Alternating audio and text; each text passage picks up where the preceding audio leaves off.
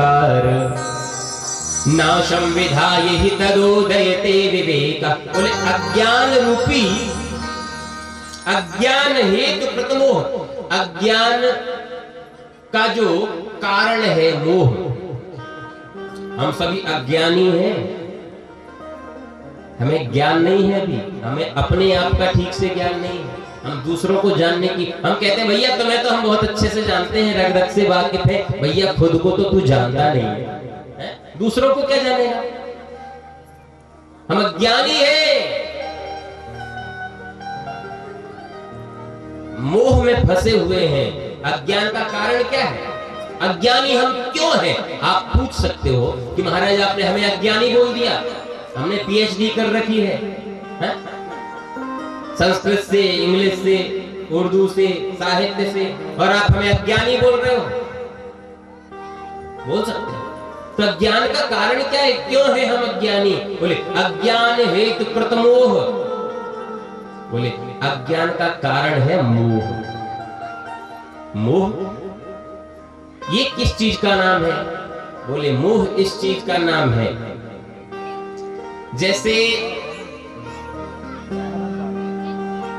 बालक जब जन्म लेता है उस समय किसी को नहीं पहचानता, धीरे धीरे होश संभालता है, तो माता को जानने लग जाता है, उसे माता से मोह हो गया, अब वो माता के बिना नहीं रहेगा। फिर माता कहेगी कि ये तुम्हारे पिताजी हैं। बेटा नहीं जानता कि हमारा पिता कौन है, बेटा नहीं जानता है कि हमारा पिता कौन है, लेकिन माँ कहेगी ये तुम्हारे पिताजी हैं। तो बच्चा उसी को अपना पिता समझ बैठेगा, हाँ भैया यही हमारे पिताजी हैं। अब पिताजी से मोह हो गया। फिर पिताजी कहेंगे बेटा ये तुम्हारे चाचा जी हैं, अब चाचा जी से भी मोह हो गया। अभी तक केवल माता के बिना नहीं रहेगा, लेकिन अब पिता के बिना भी नहीं रहेगा। पिता को चोट लगेगी तो बेटा को कष्ट होगा। अब चाचा बढ़ गए, एक और सदस्य बढ़ गया, अब महाराज चाचा में मोह हो गया। अब चाचा को अगर चोट लगेगी तो भतीजे को कष्ट होगा। धीरे धीरे समय आया महाराज, विवाह हो गया। जब बड़ा हुआ तो विवाह हो गया। अभी तक केवल माता पिता थे, चाचा ताऊ भैया ये सब थे, लेकिन अब पत्नी आ गई। 20 साल के बाद जब पत्नी आई, अब पत्नी में मोह हो गया, उसे अपना समझ लिया। पत्नी को अभी तक कोई दिक्कत नहीं थी। जब तक विवाह नहीं हुआ उसके पहले उस लड़की का जिसके साथ विवाह होना, उसका हाथ टूटे, चाहे पैर टूटे, चाहे सिर फूटे, चाहे कुछ हो जाए, कोई दिक्कत नहीं होती थी। लेकिन जब से शादी हुई तब से उसके मोह में फंस गया। अब अगर उसे कांटा चुभता है तो कष्ट कहाँ होता है? हृदय में होता है कि इसे कांटा क्यों चुभ गया। क्यों? क्योंकि अब हमें उससे भी मोह हो चुका है। और तुलसी बाबा ने कहा है मोह सकल व्याधिन कर मूला, मोह सकल व्याधिन कर मूला, बिनते दुख उपजहि बहु सूला, बिनते दुख उपजहि बहु सूला, बिनते दुख। समस्त दुखों का कारण है मोह। मोह से ही दुख मिलते हैं। बोले महाराज अब इस मोह को समाप्त कैसे किया जाए? मोह को समाप्त करने के लिए ही तो भागवत की कथा सुना रहे हैं भैया। सच्चे मन से यदि भागवत जी की कथा सुनोगे तो मोह समाप्त हो जाएगा, और मोह समाप्त हो जाएगा तो घर गृहस्थी में रहते हुए भी दुख हमें नहीं होगा। कैसे? आप लोगों ने नारियल देखा होगा, एक पका नारियल होता है, सूखा नारियल, और एक कच्चा नारियल होता है, गीला नारियल।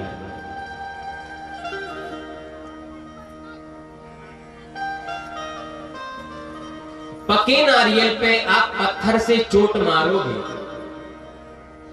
फूटेगा, लेकिन सही बताना, पके नारियल पे जब आप चोट मारोगे तो क्या उसके अंदर जो नारियल का गोला होता है उस पे चोट लगेगी? नहीं लगेगी। क्यों? क्योंकि नारियल पक चुका है, उसने बाहर की परत को छोड़ दिया है तो उसी के अंदर, नारियल से बाहर नहीं है वो गोला, नारियल का गोला नारियल के अंदर ही है, लेकिन वो चिपका नहीं है, वो नारियल की खोपड़ी को अपना नहीं मानता। वो जानता है कि ये कभी भी टूट सकती है, अगर इससे हम चिपके रहेंगे तो हम भी टूट जाएंगे, इसलिए भैया इसे छोड़ दो, उसी में भलाई है। तो जो नारियल का गोला है वो नारियल की खोपड़ी को छोड़ देता है। फिर उसके बाद जब हम पत्थर पटकते हैं उस नारियल के गोला के ऊपर, तो देखने में लगता है कि नारियल में चोट लग रही है, लेकिन नारियल की खोपड़ी में तो चोट लगती है, पर अंदर जो नारियल है, यानी कि जो नारियल की आत्मा है, उसमें चोट नहीं लगती। नारियल के गोला में चोट नहीं लगती, नारियल का गोला साबुत निकल आता है, खोपड़ी के टुकड़े टुकड़े हो जाते हैं नारियल के, लेकिन गोला साबुत है। क्यों? क्योंकि ये नारियल के अंदर तो था, लेकिन उसमें फंसा हुआ नहीं था, इससे मोह नहीं था नारियल से। एक कच्चा नारियल होता है जिसका जो नारियल का गोला है ना, वो नारियल की खोपड़ी से चिपका हुआ होता है, उसी को अपना मानता है। अब सही बताना, जब आप पानी वाले गीले और कच्चे नारियल पे आप पत्थर से चोट मारोगे, क्या तब भी नारियल के गोला पे अंदर चोट नहीं लगेगी? लगेगी। क्यों? क्योंकि इसने नारियल की खोपड़ी को ही अपना मान रखा है और उसी को ये सब कुछ मानता है, चिपक रखा है नारियल की खोपड़ी से। तो नारियल की खोपड़ी पे जब चोट घलती है तो अंदर आत्मा में भी चोट। लोग कहते भैया आज इसने मेरी बहुत आत्मा दुखाई, मेरी आत्मा बहुत दुखी है। भाई आत्मा दुखी होने का कारण क्या है ये सोच। खोपड़ी पे तो चोट घली है, नारियल तो एक दिन फूटना ही है, लेकिन तेरी आत्मा को कष्ट क्यों हुआ? क्योंकि तू कच्चे नारियल के समान है, पके नारियल के समान हो जा। घर गृहस्थी में रहने के बाद भी चिपकने की जरूरत नहीं, उसमें फंसने की जरूरत नहीं है, रहो उसी के अंदर। लेकिन जिस दिन नारियल की खोपड़ी पे चोट घले, उस दिन आपके अंदर आत्मा में चोट नहीं घलना चाहिए। दुख कभी हो गए और इसी को मोक्ष बोलते हैं। कोई हाथ काट दे, कोई पैर काट दे, पड़ोसी मर जाए, चाहे घर का कोई व्यक्ति मर जाए, कोई आए कोई जाए, यहाँ तो मस्त रहना है भैया। जब तक शरीर है तब तक परिवार की सेवा करनी है, संतों की सेवा करनी है, गरीबों की सेवा करनी है, और जब ये शरीर छूट भी जाए तो आत्मा में इतना सा भी कष्ट ना हो। भैया हम तो समय निकाल रहे थे, भगवान की सेवा के लिए आए थे और सेवा करके ये चले। जब ऐसी मृत्यु हमारी होगी तो नारियल का गोला जैसा शुद्ध है वैसा ही साबुत का साबुत भगवान के स्वरूप में जाकर के समाहित हो जाएगा और हम भगवान के स्वरूप को चले जाएंगे।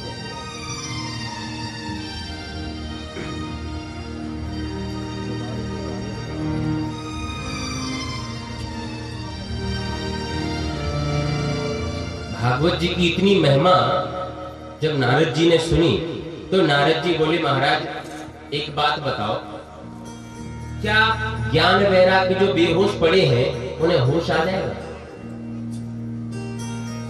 क्या बूढ़े से जवान हो जाएंगे? सनत कुमारों ने कहा भागवत की कथा सुनाओ, पक्के में हो जाएंगे, हम गारंटी लेते हैं इस बात की। नारद जी ने कहा महाराज लेकिन वो तो बेहोश है, भागवत रूपी औषधि उन्हें अपन पिलाएं कैसे? जैसे मरीज बेहोश है, अब उसे अपन दवाई कैसे पिलाएं? और मरीज है वृंदावन में, ज्ञान वैराग्य पड़े हैं वृंदावन में, और हम लोग बैठे यहाँ बद्रीनाथ में। नारद जी सनत कुमार बद्रीनाथ में थे। कहा कैसे होगा? सनत कुमारों ने कहा भागवत एक ऐसी औषधि है कि मरीज को पिलाने की जरूरत ही नहीं है। हाँ? अगर मरीज बेहोश है और कथा सुनने की स्थिति में नहीं है तो उसे कथा मत सुनाओ। मरीज भले विदेश में पड़ा रहे, उसके नाम का संकल्प लो और यहाँ पे कोई भी उसका प्रतिनिधि बन के बैठ जाए संकल्प करके, और वो कथा सुन ले, उसका लाभ किसे होगा? जो विदेश में मरीज पड़ा है उसे लाभ हो जाए। इतनी शक्ति है भागवत में। बोले हाँ आप करके देखो, ज्ञान वैराग्य वृंदावन में पड़े रहे, कोई दिक्कत नहीं है, आइए हम लोग चलते हैं हरिद्वार में, क्योंकि बद्रीनाथ में तो श्रोता जा नहीं पाएंगे। अब तो खैर जाने लगे हैं, बद्रीनाथ जाने के लिए अब तो सड़क बन गई है, भले अच्छी नहीं है पर फिर भी गाड़ियां जाने लगी हैं बद्रीनाथ तक। लेकिन उस समय कोई रास्ता नहीं था बद्रीनाथ पे जाने के लिए। पता है पहले जब लोग बद्रीनाथ 4 धाम की यात्रा पे जाते थे तो घर से अपनी पूरी अंतिम यात्रा करके ही जाते थे कि पता नहीं लौट पाएंगे कि नहीं है?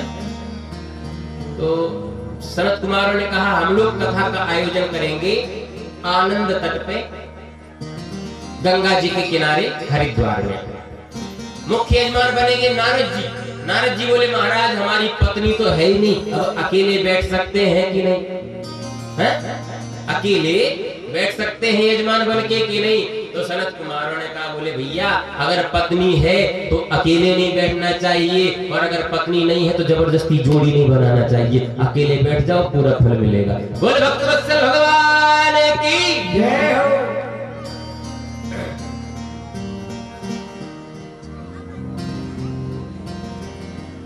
कुंवारे लोग अगर कथा सुनना चाहे, मुख्य यजमान बनना चाहे तो वो अकेले बैठ सकते हैं।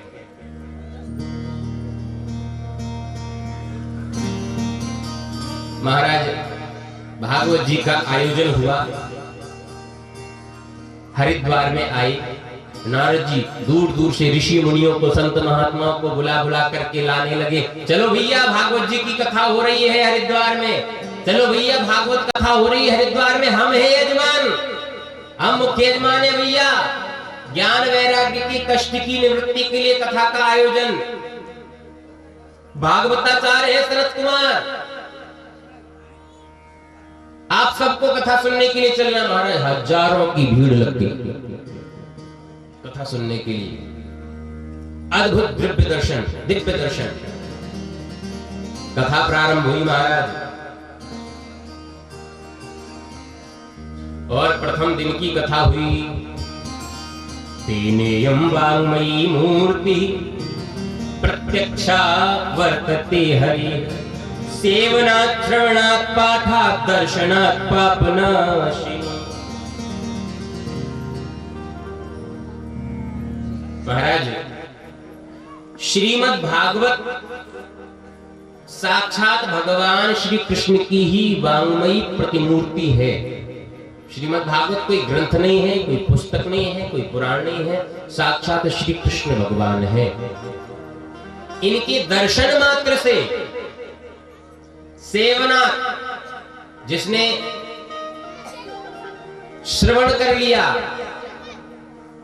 जिसने सेवन कर लिया, जिसने श्रवण कर लिया, जिसने पाठ कर लिया, और अगर ये सब नहीं किया तो जिसने केवल भागवत जी का दर्शन कर लिया, तो भागवत जी के दर्शन करने मात्र से पाप समाप्त हो जाया करते हैं। कई बार हमने लोगों से सुना है, यहाँ तो खैर अभी दूसरा दिन है कथा का तो नहीं बोल सकते, और काफी संख्या में लोग आए भी यहाँ पे कथा सुनने के लिए। इतनी ऊंचाई पर कथा हो रही है, गांव से थोड़ी दूरी पर हो रही है, फिर भी इतनी अधिक संख्या में लोग कथा सुनने के लिए आए हैं, अच्छी बात है। लेकिन बाहर कहीं कथा करते हैं तो लोग कहते महाराज सर्दी बहुत ज्यादा थी इसलिए रजाई ओढ़ के घर पे ही लेटे थे, लेकिन महाराज पूरे गांव में आवाज आ रही थी कथा की। महाराज पूरे गांव में कथा की आवाज आ रही थी, और बड़ी गजब की कथा हो रही है महाराज, ऐसी कथा हमने आज तक नहीं सुनी, खूब अच्छी कथा कर रहे हैं महाराजा, हम तो यहीं से सुनते हैं।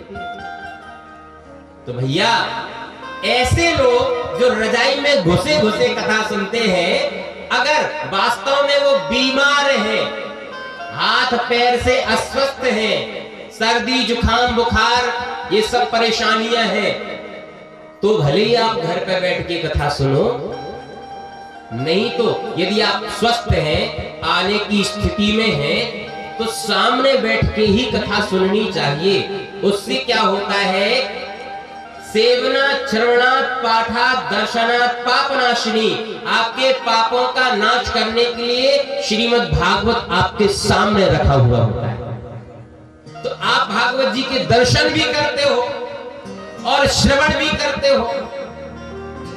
और बीच बीच में जब हम श्लोक बोलते हैं तो आप लोग भी साथ में, हम श्लोकों को गाते क्यों हैं?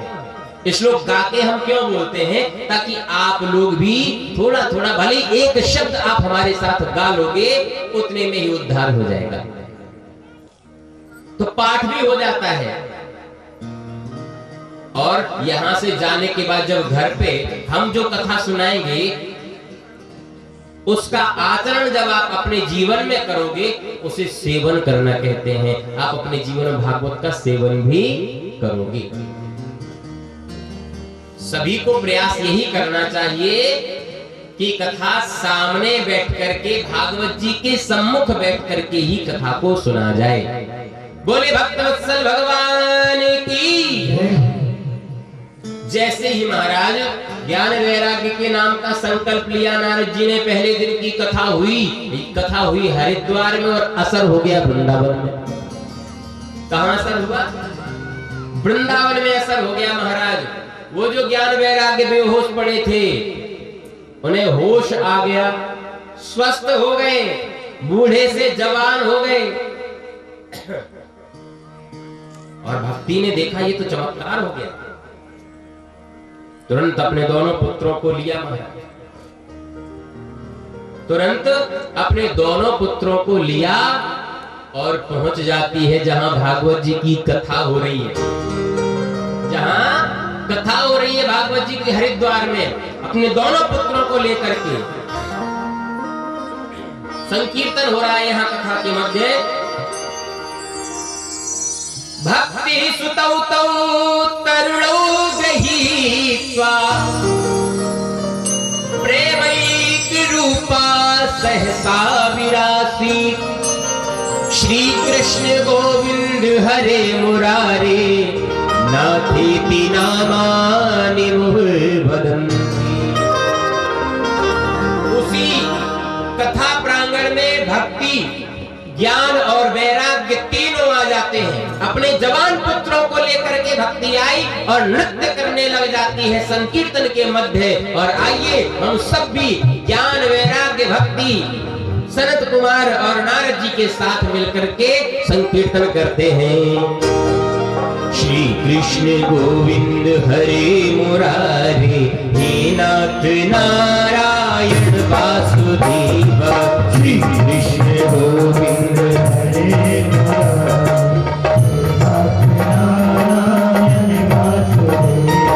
पितुमात स्वामी सखा हमारे, पितुमात स्वामी सखा हमारे हे नाथ नारायण वासुदेव। सब गाइए, ताली सेवा करते झूमते हुए गाइए। श्री कृष्ण गोविंद हरे मुरारे हे नाथ नारायण वासुदेव।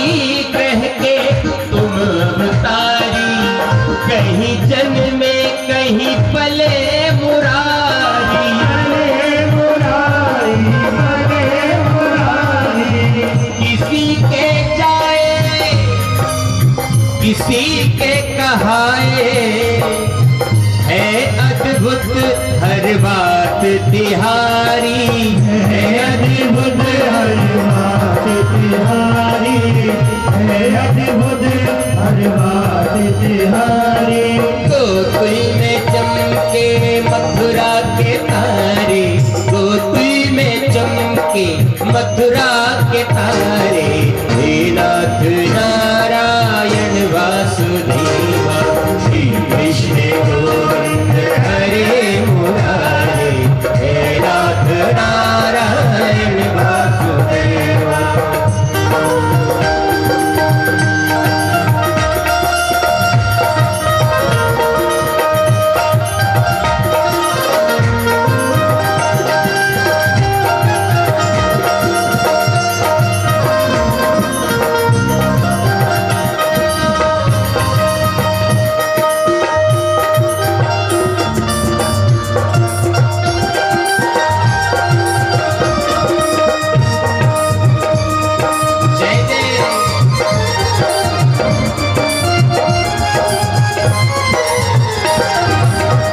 अधर पे बंशी हृदय में राधे, अधर पे बंशी हृदय में राधे, अधर पे बंशी हृदय में राधे, बट गए दोनों में आधे आधे, राधे राधे राधे राधे, हे राधा गई हे भक्त भक्त, सदैव भक्तों के काम साधे, सदैव भक्तों के काम साधे, सदैव भक्तों के काम साधे।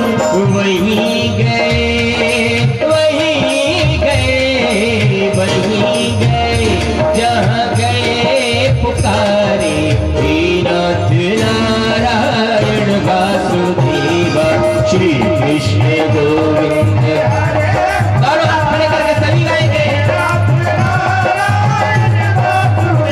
राधे कृष्णा राधे कृष्णा राधे राधे कृष्णा कृष्णा राधे कृष्णा राधे कृष्णा राधे राधे कृष्णा, राधे कृष्णा राधे कृष्णा राधे राधे कृष्णा कृष्णा राधे कृष्णा राधे कृष्णा राधे राधे कृष्णा, राधे कृष्णा राधे कृष्णा राधे राधे कृष्णा कृष्णा राधे कृष्णा राधे कृष्णा राधे राधे कृष्णा, श्री कृष्ण गोविंद हरे मुरारे, हे नाथ नारायण वासुदेव, श्री कृष्ण गोविंद हरे मुरारे, हे नाथ नारायण वासुदेव, श्री कृष्ण गोविंद हरे मुरारे, हे नाथ नारायण वासुदेव, श्री कृष्ण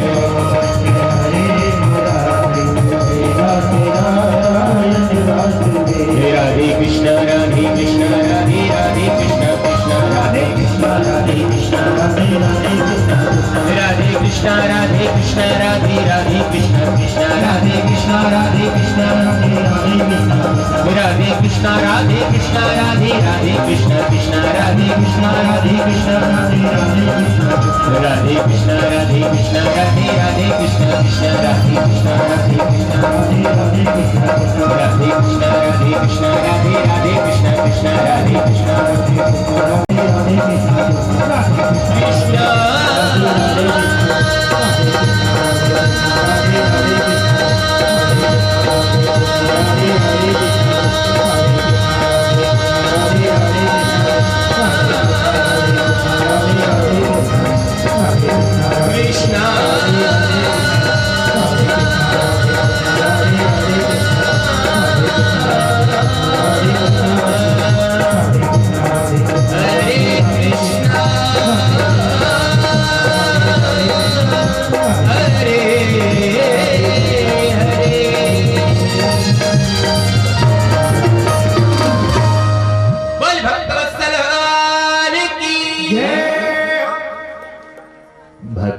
सुतो तो तरुणो गृहीत्वा प्रेमैकरूपा सहसा विरासी, श्री कृष्ण गोविंद हरे मुरारे, नाथेति नामानि मुहुर्वदन्ति।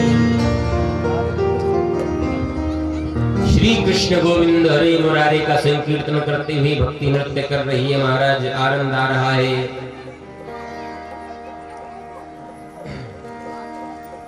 विराजमान हो गई कथा सुनने के लिए।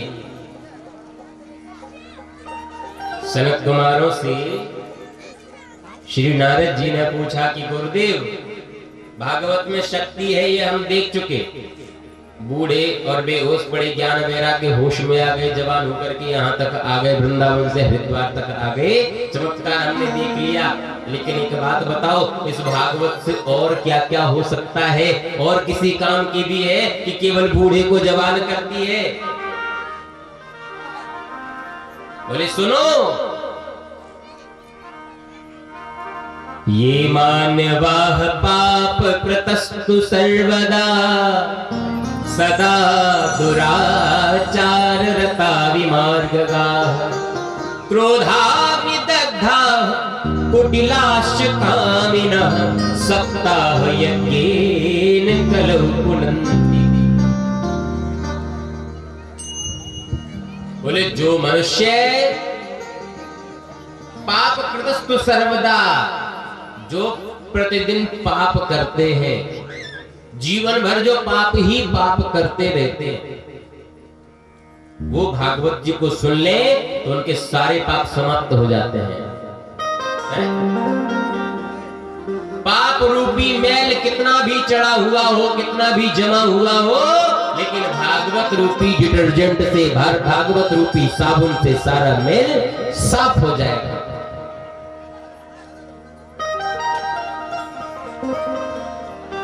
ये उदाहरण है।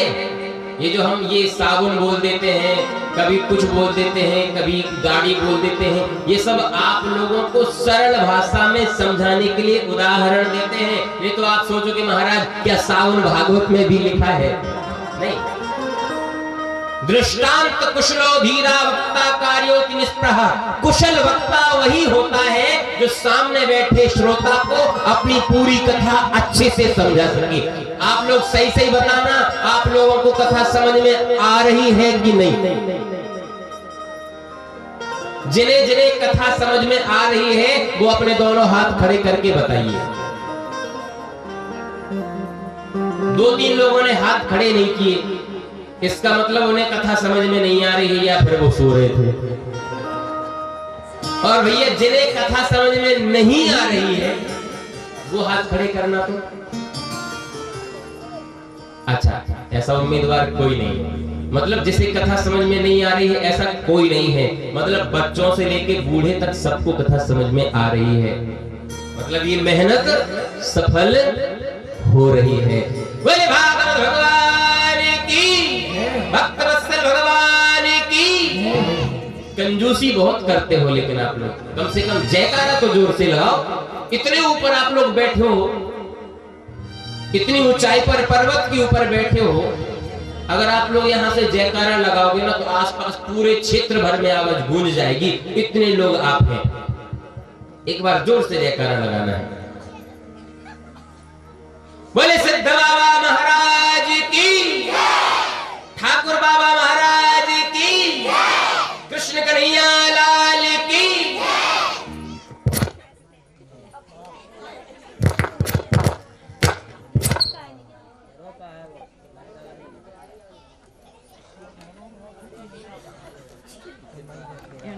बार तो साफ करके दे दिया, लेकिन आप फिर से जाके कीचड़ में डाल दो उस कपड़े को। फिर कहो महाराज कैसा साबुन लगाया आपने, कैसी कथा सुनाई आपने, वो तो पाप फिर से चढ़ गया, हम फिर से दुखी हो गए, हमारे ऊपर फिर से संकट आ गया। इस चीज का आपको ध्यान देना है। मतलब दोबारा आपको पाप करने से बचना है और नित्य निरंतर भगवान का भजन करते रहना है जब तक जीवन है, तो आपके ऊपर पाप भारी नहीं हो पाएंगे। क्रोधाग्नि दग्धा कुटिलाश्च कामिनः। बोले जो क्रोध रूपी अग्नि में जलते ही रहते हैं, जिन्हें बात बात पर गुस्सा आता है, बहुत क्रोध आता है, वो लोग भी यदि श्रीमद् भागवत को सच्चे मन से सुन लेते हैं तो 7 दिन में उसका क्रोध समाप्त हो जाता है।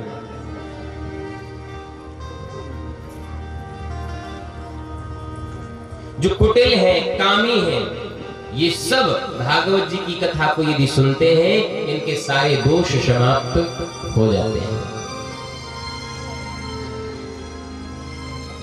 सत्येन हीना पितृमातृ दूषका, जो सत्य से हीन है, बैठे हैं पार्लर में और बता देंगे महाराज हम तो अभी झांसी है? सत्येन हीना, जो सदा असत्य का भाषण करते हैं, झूठ बोलते हैं, ऐसे लोग, झूठ बोलने वाले नरक तो जाएंगे ही जाएंगे, तो बात पक्की है।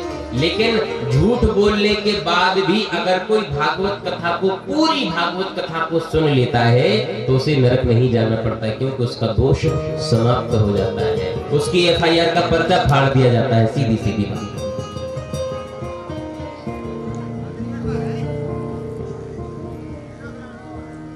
पितृमातृदूषका, जिस पुत्र ने अपने माता पिता का अपमान किया होगा वो घोर नरक में जाएगा।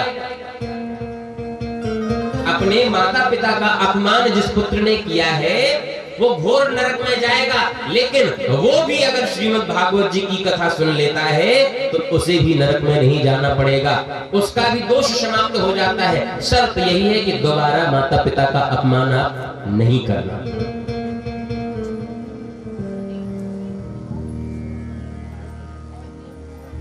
ये दाम्भिका मत्सरणोपि हिंसका,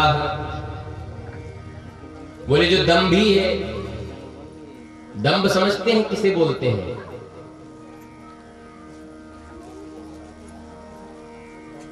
अहंकारी में और दंभी में बहुत अंतर होता है भैया।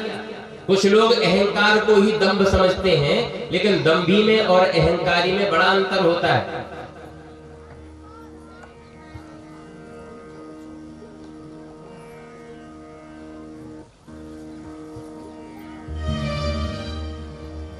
अहंकार वो होता है जो रावण को था। रावण के पास शक्तियां थी, साधना थी, तपस्या भी थी, भक्ति भी थी। भगवान शंकर का बहुत बड़ा भक्त था रावण।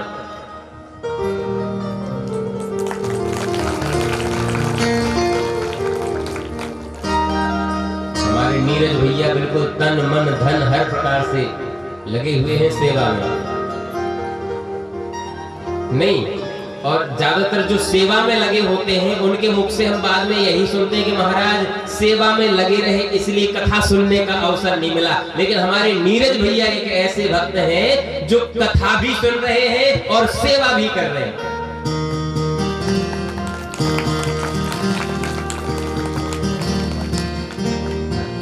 और ऊपर ऊपर की व्यवस्थाएं नीरज भैया संभाल रहे हैं और अंदर वाली जो व्यवस्थाएं हैं वो धीरज भैया संभाल रहे हैं। हाँ, ये दोनों भाई बिल्कुल राम लक्ष्मण की तरह सेवा कर रहे हैं।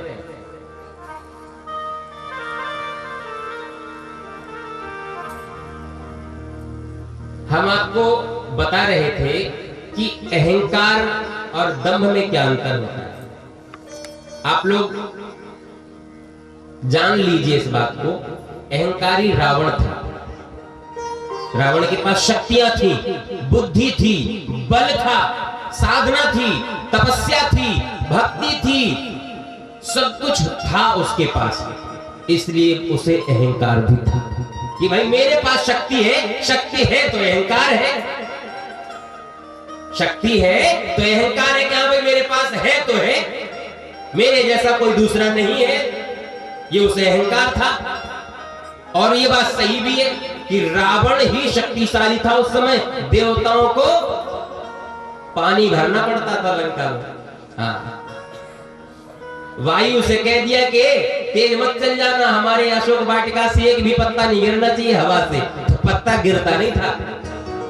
इतना शक्तिशाली, इतना पराक्रमी, इतना प्रभावशाली था रावण। तो उसे अहंकार था उस चीज का। मतलब शक्ति होते हुए जो अहंकार करे, जो बताए कि हाँ मेरे पास शक्ति है, उसे कहते हैं अहंकार। लेकिन जिसके पास शक्ति नहीं है और फिर कहे कि हमारे पास शक्ति है, उसे कहते हैं दंभ। जो चीज उसके पास है ही नहीं, बैंक पड़ा हो बिल्कुल खाली शून्य और रोल्ड गोल्ड की चेन 10-10 पहन के गले में, किराए की 4 व्हीलर फॉर्च्यूनर लेके, देखो मेरे पास इतना है, इससे कहते हैं दंभ। भाई अपना खुद का है कुछ नहीं, और दुनिया वालों को जो दिखाना चाहता है कि हमारे पास बहुत है, उसे दंभी बोलते हैं, और जिसके पास सब कुछ है और दिखा रहा है उसे अहंकारी बोलते हैं। कितना अंतर है दोनों।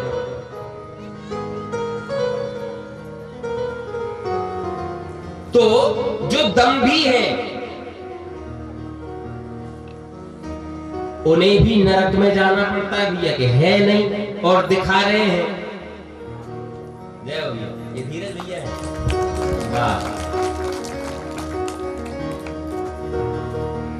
है नहीं और दिखा रहे हैं। जैसे आजकल ये जो ट्रस्ट चल गए हैं ना, एनजीओ वाले बड़े बड़े ट्रस्ट, संस्थाओं के ट्रस्ट, उनमें करोड़ों का घोटाला हो जाता है कई बार। रजिस्टर में ऊपर दिखा देते भैया हमारा 50 करोड़ का खर्च हुआ है इस प्रोग्राम में, और खर्चा हुआ है केवल उसमें 20 लाख का। खर्चा हुआ है 20 लाख का, दिखा दिया 50 करोड़ का मेरा खर्च हुआ है। तो भैया रजिस्टर में आपने दिखा तो दिया, लेकिन एक ना एक दिन आप पकड़े जरूर जाओगे। जिस दिन अच्छे से जांच पड़ताल बैठेगी ना, उस दिन आप पकड़े जाओगे, और जब पकड़े जाओगे तो दंड आपको जरूर मिलेगा, जेल जाना ही पड़ेगा। ठीक उसी प्रकार से हमने मालाएं एक माला की है और कह दिया हम रोज की 100 माला करते हैं, तो ये क्या हो गया?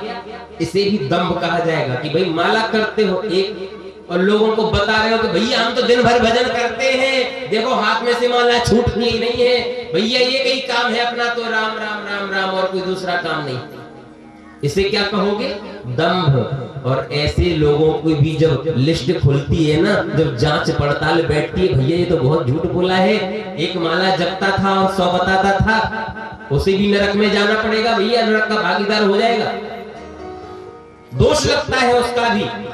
भले आप भजन कर रहे हो, वो आपके अकाउंट में जुड़ता जाएगा, कम कम जुड़ेगा, लेकिन आपने बताया तो बहुत है, कमाया है कम और दिखाया है ज्यादा, माइनस में हो जाओगे आप, नरक के अधिकारी हो जाओगे।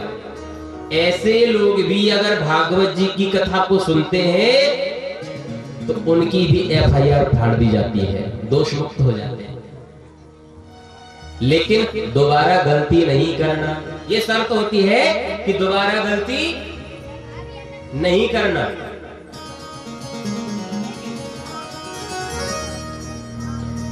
पंचोग्रपापाशलछद्मकारिणा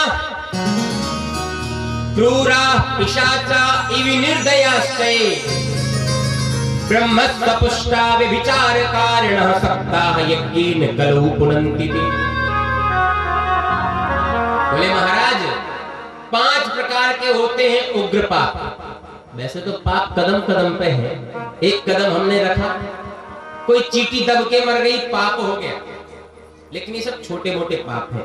हम जो रोज पूजा पाठ करते हैं ना, नित्य नियम करते हैं, उसमें वो छोटे मोटे पाप कटते जाते हैं, समाप्त होते जाते हैं, उनका दोष हमें उतना नहीं लगता, क्योंकि हम रोज पूजा पाठ करते हैं और रोज पाप करते हैं। रोज के पूजा पाठ से रोज के पाप मिटते जाते हैं। लेकिन कुछ होते हैं जिन्हें बोलते हैं उग्र पाप, वो रोज के पूजा पाठ से नहीं मिटते भैया, और वो किसी पूजा पाठ से नहीं मिटते।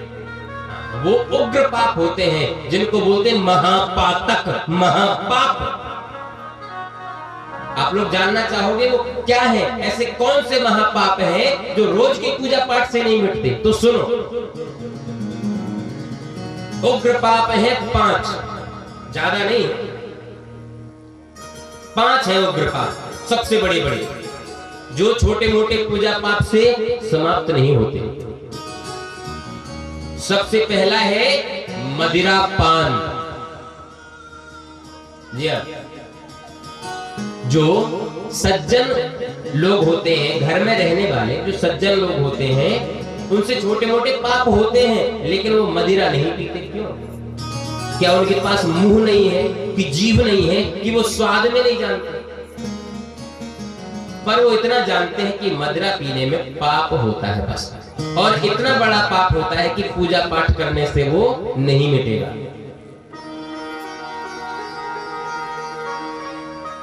सबसे पहला महापाप कौन सा है?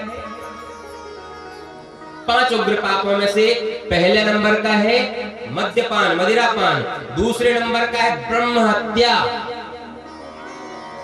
ब्रह्म हत्या, गाय को मारना, ब्राह्मण को मारना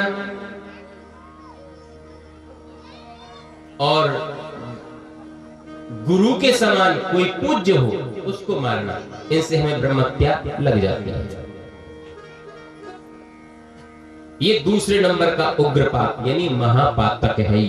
ये किसी पूजा पाठ से मिटता नहीं है।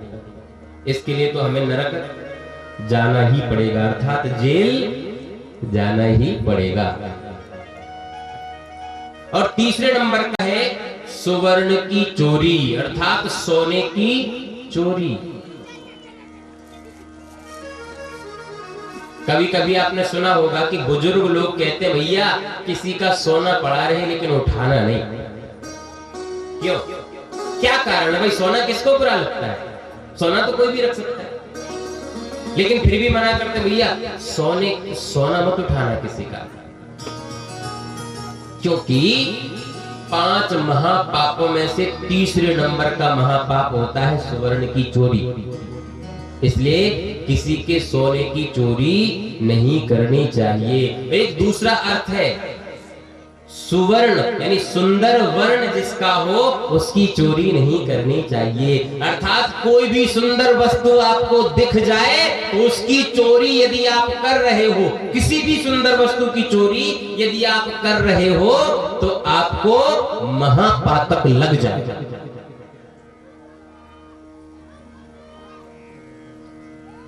और चौथे नंबर का जो महापातक है, सबसे बड़ा महापाप, वो है परस्त्री गमन। पराई स्त्रियों को कुदृष्टि से देखना, गलत दृष्टि से, गलत भाव से देखना, ये ऐसा महापाप है कि छोटे मोटे पूजा पाठ से मिटता नहीं है। जी हाँ, इसलिए पराई स्त्रियों को जो बराबर की हैं उन्हें बहन की दृष्टि से देखो, जो छोटी हैं उन्हें पुत्री की दृष्टि से देखो, और जो बड़ी हैं उन्हें माता की दृष्टि से देखो, यदि बचना है तो।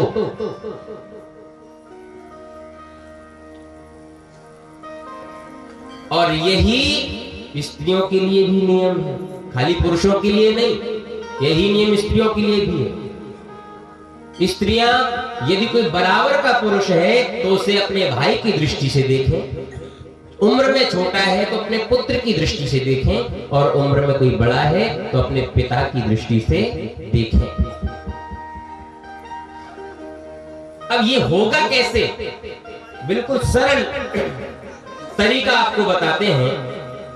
कहोगे महाराज ये दृष्टि है, दृष्टि जाती है तो दृष्टि में दोष उत्पन्न हो जाता है। लेकिन यदि आपको दोष से बचना है, कोई सुंदर पुरुष आपको दिखाई दे जाता है,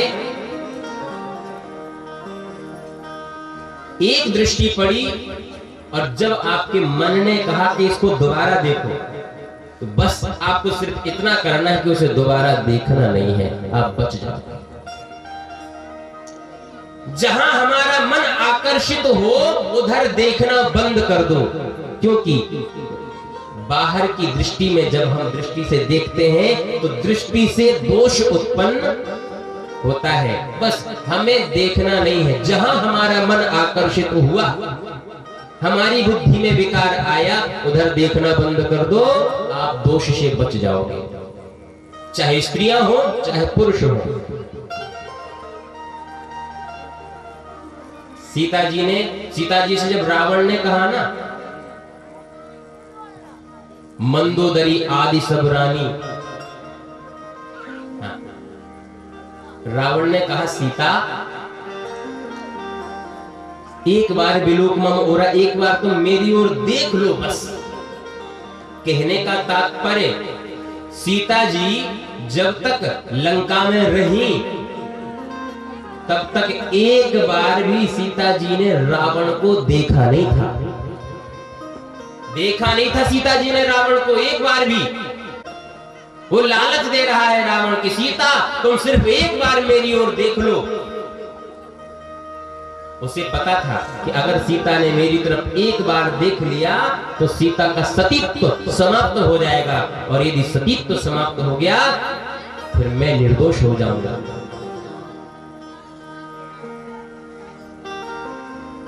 लेकिन सीता जी ने क्या किया? तृणधरि ओट कहत में दे, एक तिनका लिया। रावण से बात कर रही है सीता जी, लेकिन देख कहां रही है? एक तिनके को ले लिया हाथ में और तिनके की तरफ देख रही है। और बात किससे कर रही है? रावण से। कल सुध नहीं रघुवीर वान की है? तिनके को देख करके कह रही है, अरे मूर्ख, तुझे भगवान के बाण की याद नहीं है? कहने का तात्पर्य, कोई भी स्त्री जब किसी पुरुष से बात करे तो अपने पति के अलावा किसी दूसरे पुरुष से नजर मिला के बात न करे, और कोई भी पुरुष जब अपनी पत्नी के अलावा किसी दूसरी स्त्री से बात करे तो उससे नजर मिला के बात न करे। कहीं दृष्टि कहीं और हो, बात भले सामने स्त्री से करता रहे चाहे पुरुष से करती रहे, लेकिन दृष्टि नहीं मिलनी चाहिए, क्योंकि दोष दृष्टि से उत्पन्न होता है। ये बचने का साधन है। लेकिन यदि किसी से ये गलती हो गई, किसी से ये गलती हो चुकी है, दृष्टि में दोष आ गया है, फिर तो महाराज नरक में जाएगा, पूजा पाठ करने से बचेगा नहीं। लेकिन सनत कुमार कहते हैं कि ऐसा महापापी भी अगर भागवत जी की कथा को सुन लेता है तो वो निष्पाप हो जाता है।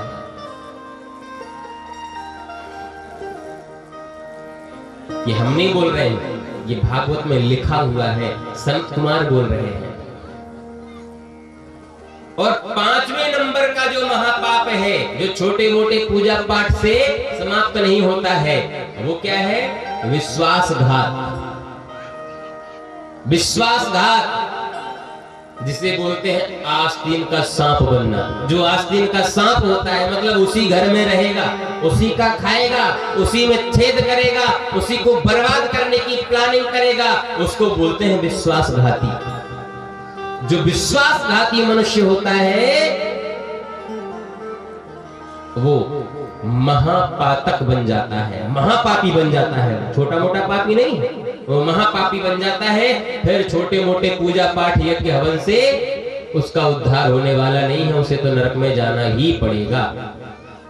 लेकिन ऐसा प्राणी भी अगर एक बार भागवत जी की कथा को पूरा सुन लेता है 7 दिन तक, तो उसके सारे पाप समाप्त हो जाया करते हैं। श्री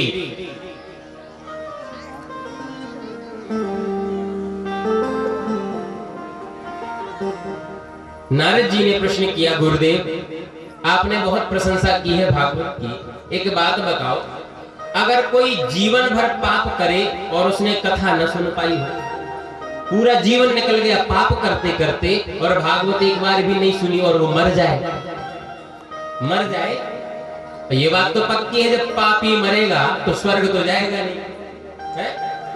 पापी मरेगा तो स्वर्ग तो जाएगा नहीं, वैकुंठ तो जाएगा नहीं, बनेगा भूत या प्रेत। जब पापी मर के भूत प्रेत बन जाए फिर उसके लिए आपकी भागवत में कोई उपाय है कि उसका उद्धार हो जाए? शरद कुमारों ने कहा, अगर कोई पापी मर के प्रेत बन जाए फिर भागवत को सुन ले तब भी उसका उद्धार हो जाता है। मतलब भूत भी अगर भागवत सुने तो उसका उद्धार हो जाता है। कभी हुआ है ऐसा? बोले हुआ है। तुंगभद्रा तटे पूर्व मभूत्पत्तनमुत्तमम् यत्र वर्णाः स्वधर्मेण, यत्र वर्णाः स्वधर्मेण सत्य सत्कर्म तत्परा, सत्य सत्कर्म तत्परा आत्मदेवः पुरे तस्मिन् सर्ववेद विशारदः श्रौतस तस्मातेषु निष्णातो तृतीयमिव भास्करः द्वितीयमिव भास्करः। तुंगभद्रा एक नदी है, नदी का नाम है तुंगभद्रा, और उस नदी के तट पर एक नगर है जिसका नाम है उत्तम नगर। उत्तम नगर में एक पंडित जी रहते हैं, आत्मदेव जी, बड़े ज्ञानी बड़े विद्वान हैं। आप सबने कथा सुनी होगी, इसलिए थोड़ा सा संक्षेप करेंगे समयाभाव के कारण।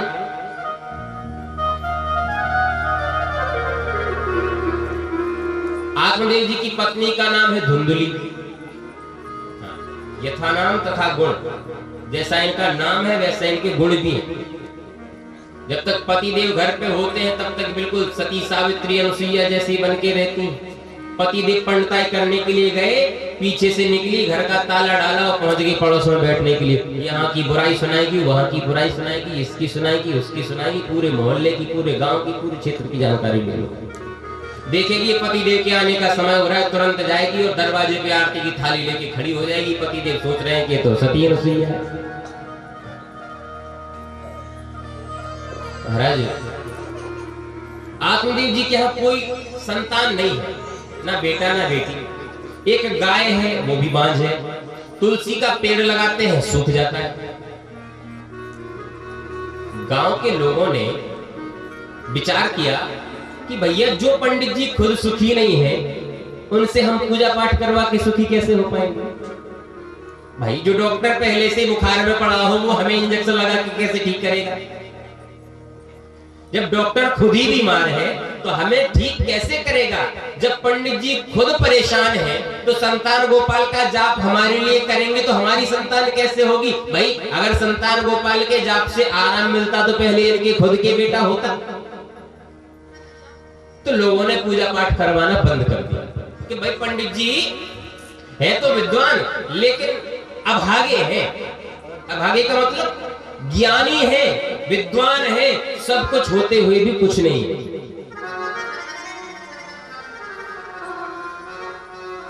पूजा पाठ बंद। आप पंडित जी को थोड़ा सा बुरा लगा कि मेरे संतान नहीं है। घर परिवार छोड़ करके जंगल में चले गए और मन में विचार किया कि आज तपस्या करूंगा, जब भगवान प्रसन्न होंगे तो वरदान मांगूंगा कि मुझे बेटा चाहिए। तपस्या करने के लिए जंगल में गए, प्यास लगी, एक तालाब के किनारे पर पीत्वा जलम निषण्णस्तु प्रजा दुखेन कर्षितः, हाथ में जल लिया पानी पीने के लिए। इतने में दृष्टि पड़ी कि एक संत चले आ रहे हैं, महात्मा, फकीर महात्मा चले आ रहे हैं।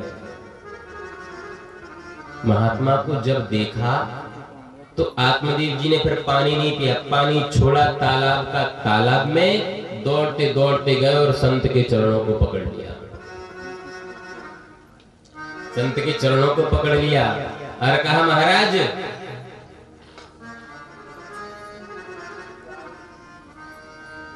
प्रणाम।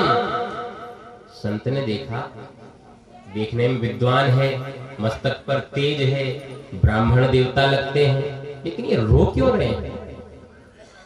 रो रहे थे संत के चरणों को पकड़ के।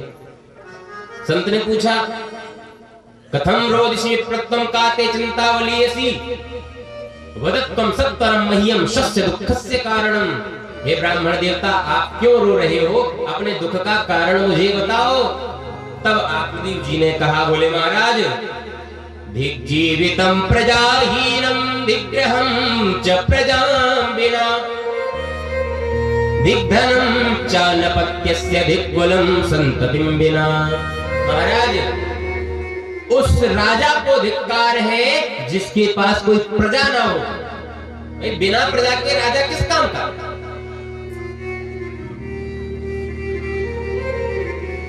दिग्रहम च प्रजां विना, उस घर को धिक्कार है जिसमें रहने वाले न हो। ऐसा खंडर किस काम का? दिग्धनम च नपत्यस्य, उस धन को धिक्कार है जिस धन का स्वामी न हो, जिस धन का कोई मालिक ना हो, उस धन को धिक्कार है। और धिक्कुलम संततिम बिना, उस कुल को धिक्कार है जिस कुल में संतान ना हो, जिस कुल में कुल दीपक ना हो। महात्मा बोले क्या चाहते हो? पंडित जी बोले महाराज एक बेटा चाहिए। महात्मा जी बोले भैया हम बाबा जी ठहरे, हम तुम्हें बेटा कहां से दें? हम ठहरे बाबा जी, हम तुम्हें बेटा कहां से दें? पंडित जी बोले महाराज हम सब जानते हैं कि भगवान आपकी बात मानते हैं। आप जैसा भगवान से बोल दोगे वैसे ही वो करेंगे। संत ने कहा गोपाल जी को अपना बेटा बनाओ, ठाकुर जी को ही अपना पुत्र बनाओ तो सुखी रहोगे। संसार के पुत्र का क्या करोगे? जन्म लेगा, उसका पालन पोषण तुम्हें करना पड़ेगा, उसमें परेशानी होगी, उसमें कष्ट होगा। जब वो बड़ा हो जाएगा, बड़ा होने के बाद अगर उसने तुम्हारी सेवा नहीं की, तुमसे उल्टा सीधा बोलने लगा, तुम्हारी आज्ञा का पालन नहीं करेगा, तो फिर से कष्ट होगा तुम्हें।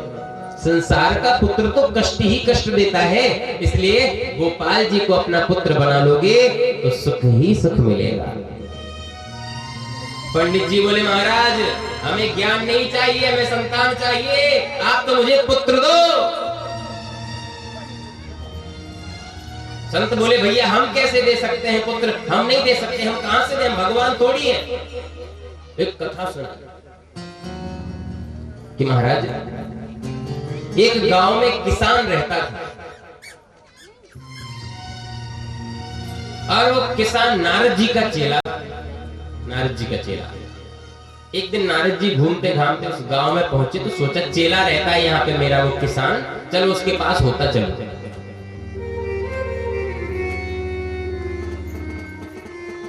किसान के पास पहुंचा, गुरुजी की खूब सेवा की, जल पिलाया, आदर सत्कार किया।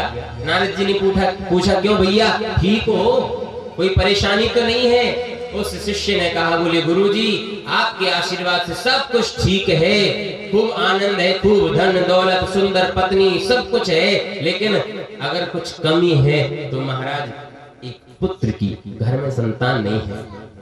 नारद जी ने कहा हस्तरेखा दिखाओ अपनी, हम देखें संतान है कि नहीं तुम्हारी किस्मत में। हस्तरेखा देखी, नारद जी बोले भैया तेरी किस्मत में 7 जन्म तक नहीं संतान, चाहे जतन करो विधिनाना, 7 जन्मों तक कोई संतान नहीं। बेचारा वो किसान इसी जन्म में तड़प रहा था कि हमें एक बेटा हो जाए, और गुरुजी ने कह दिया कि 7 जन्मों तक नहीं हो। अब किसान को बड़ा दुख हुआ, लेकिन अब गुरुजी से कुछ कह नहीं सकता, तो घूट सा पी के रह गया। भैया कुछ नहीं कहा गुरुजी से, ठीक है महाराज जैसी आपकी इच्छा, जैसा भगवान को मन। नारद जी चले गए। नारद जी के जाने के बाद एक फकीर महात्मा फक्कड़ बाबा, लेना एक ना देना दो, मस्ती में चले जा रहे हैं भजन करते हुए, और एक कैसे फकीर महात्मा है महाराज, मौज में रहते हैं, मस्ती में रहते हैं। चाह नहीं चिंता नहीं मनवा बेपरवाह, जिसको कुछ ना चाहिए वो ही शहंशाह। जिसे कुछ नहीं चाहिए वही शहंशाह होता है, वही राजा होता है। जिसे कुछ नहीं चाहिए किसी से, जो मिल जाए तो ले लिया, नहीं मिला तो कोई बात नहीं। वह वह रे मौज फकीरां दी, वह वह रे, वह वह रे, वह वह रे, वह वह रे, वह वह रे मौज फकीरां दी, वह वह रे मौज फकीरां। कभी चबाई चना चबेना हो, कभी किसी भक्त ने आकर के एक मुट्ठी चने दे दिए तो चने खा लिए। हाँ, कभी किसी ने चने दिए तो चने खा लिए, और किसी ने आके रसगुल्ला दे दिया तो मना नहीं किया। हाँ, वो भी। कभी चबाई चना चबेना, और कभी खाए रसगुल्ला, वह वह रे, वह वह रे,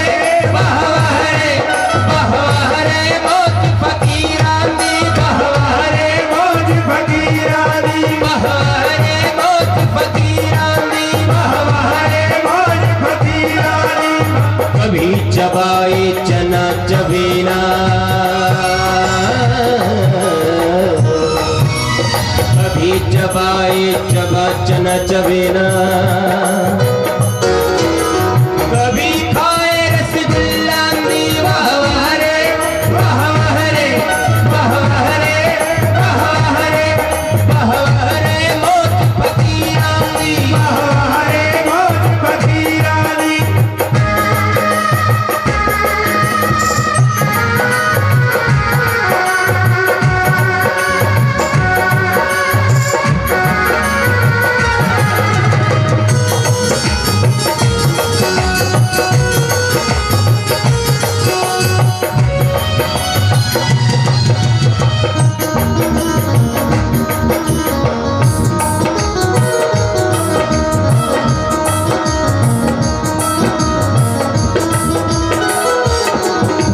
कभी तो ओढ़े साल दुशाला,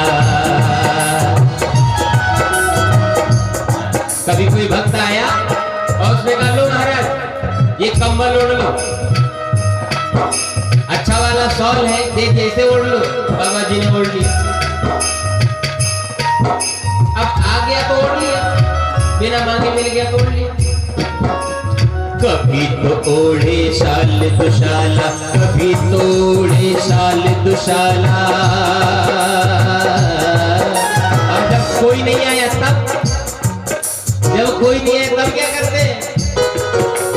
कभी फटा ही बोरांदी वाह वाह रे वाह वाह रे वाह वाह रे मौज फकीरानी वाह वाह रे मौज फकीरानी वाह वाह रे मौज फकीरानी वाह वाह रे वाह वाह रे।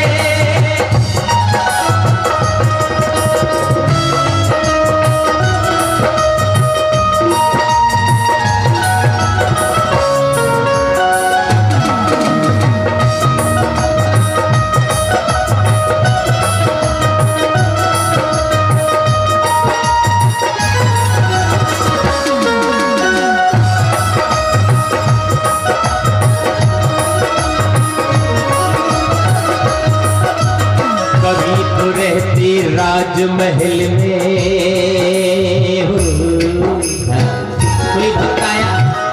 कोई भक्त आया तो बढ़िया राजमहल में रोक लिया थोड़ी देर के लिए, बढ़िया सिंहासन पर बैठे हैं भजन कर रहे हैं। कभी तो बैठे राजमहल में, कभी तो बैठे राजमहल में,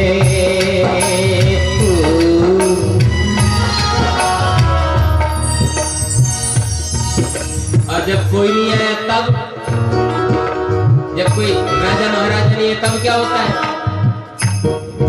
कभी घूमे गली अहीरानी वाह वाह रे वाह वाह रे वाह वाह रे वाह वाह रे वाह वाह रे मौज फकीरानी वाह वाह रे मौज फकीरानी वाह वाह रे मौज फकीरानी वाह वाह रे मौज फकीरानी वाह वाह रे मौज फकीरानी वाह वाह रे मौज फकीरानी।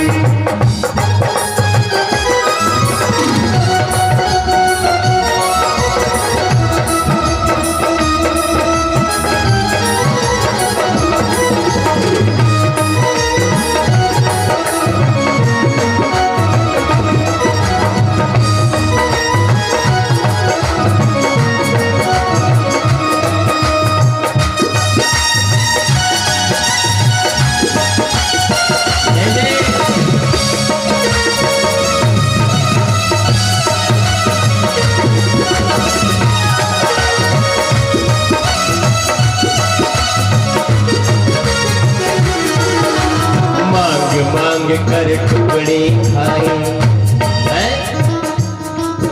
मांग मांग कर टुकड़े खाए, घूमते चले जा रहे हैं। मांगा भैया माँ भिक्षा नहीं, कोई लाया 2 दिन पुरानी रोटी दे दी, उसी को खा लिया, उसी को मस्त है। भले ही मांग मांग के टुकड़े खाते हैं लेकिन चलते कैसे? चलते कैसे? मांग मांग कर टुकड़े खाए हो, पर चलते चाल अमीरानी वाह वाह रे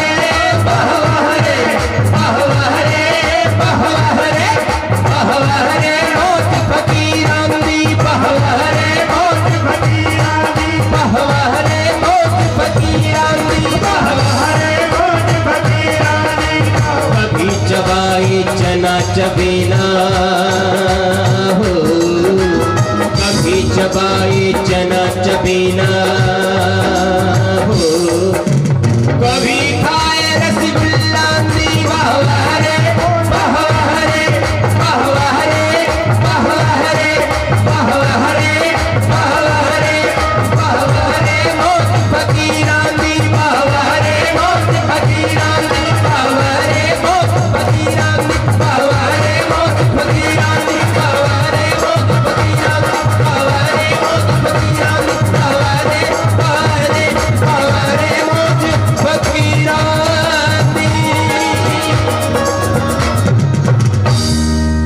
आवाज लगा रहे फकीर महात्मा कि भैया जो एक रोटी देगा उसके यहाँ एक बेटा होगा, और जो 2 रोटियां देगा उसके यहाँ 2 पुत्र जन्म लेंगे। वो किसान के कान में आवाज गई, नारद जी का चेहरा जो अभी नारद जी बोल के गए थे 7 जन्म तक नहीं संतान, नारद जी बोल के गए थे ना कि 7 जन्म तक बेटा नहीं होगा। तो किसान ने आवाज सुनी कि फकीर महात्मा बाबा जी आए हैं और बोल रहे हैं कि जो 1 रोटी देगा उसके यहाँ 1 बेटा होगा, और जो 2 रोटियां देंगे उसके यहाँ 2 बेटा होंगे। अब किसान भागता भागता पत्नी के पास आया, बोली अरे भाग्यवान गरम गरम 4 फुलका बना के तो दे, बढ़िया घी लगा दे, शक्कर लगा दे।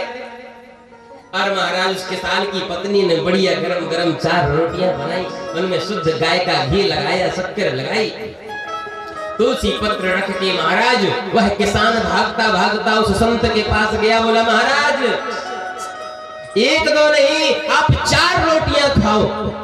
और जैसे उस महात्मा ने 4 रोटियां ग्रहण की, प्रसन्न हो गया। बस इतने में संत इतने में प्रसन्न हो जाते, ज्यादा देने की आवश्यकता नहीं।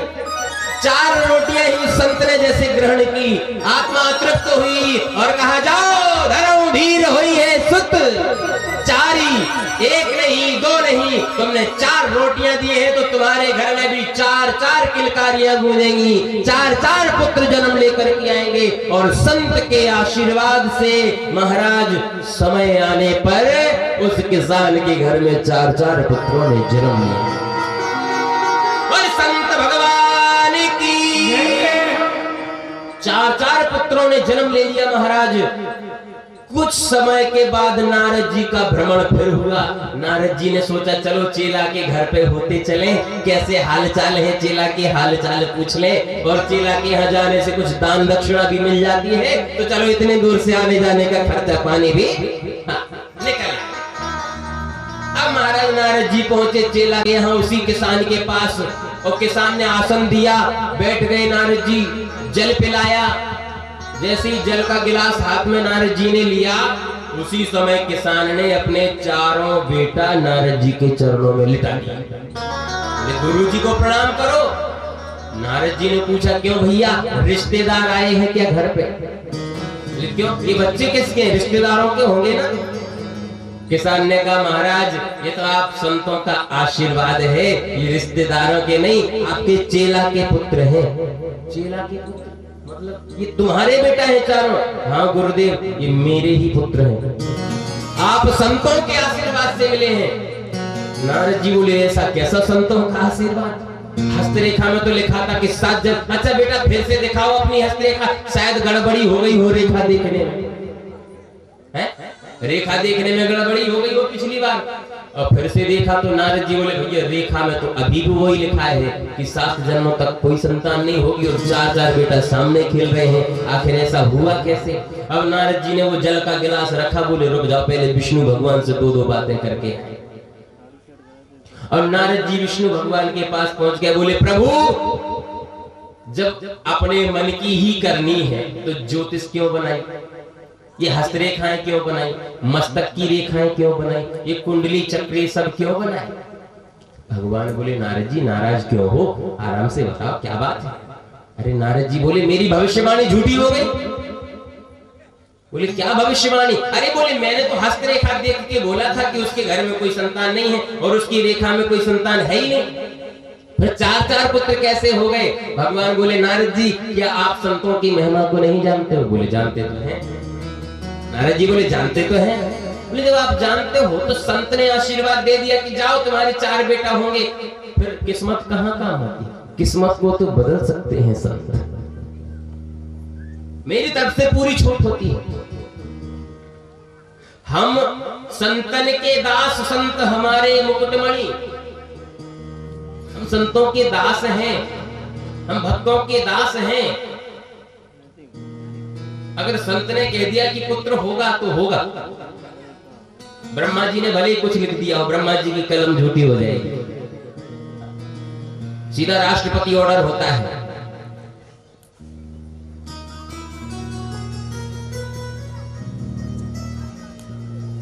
नारद जी आश्चर्यचकित हो गए। यहां आत्मदेव पंडित जी ने संत से कहा कि महाराज आप भी संत हो, यदि आप मुझे आशीर्वाद दोगे कि बेटा होगा तो हो जाएगा, और अगर आप आशीर्वाद नहीं देते हो तो हम आपके चरणों में सिर पटक पटक के मर जाएंगे, और हम हैं ब्राह्मण, आपको ब्रह्म हत्या लगेगी। आपके चरणों में सिर पटक पटक के हम मरेंगे तो आपको हत्या लगेगी कि नहीं? संत ने सोचा अच्छे फंसे बेटा, है?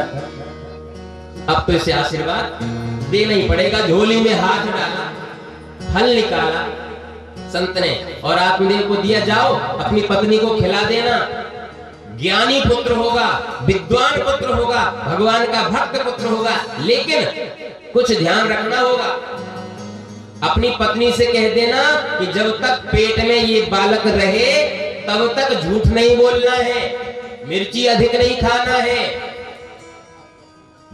और असभ्य दृश्यों को, असभ्य चित्रों को नहीं देखना है, असभ्य वातावरण नहीं करना है, केवल भगवान का कीर्तन करना है, भजन करना है, और किसी की चुगली नहीं करना है। ज्यादा कहीं बाहर घूमने के लिए उठना बैठना भी नहीं है जब तक बालक नहीं हो जाए। आत्मदेव जी ने कहा महाराज आप उसकी चिंता मत करो, मेरी पत्नी तो बहुत सती सावित्री है, मैं जानता हूं।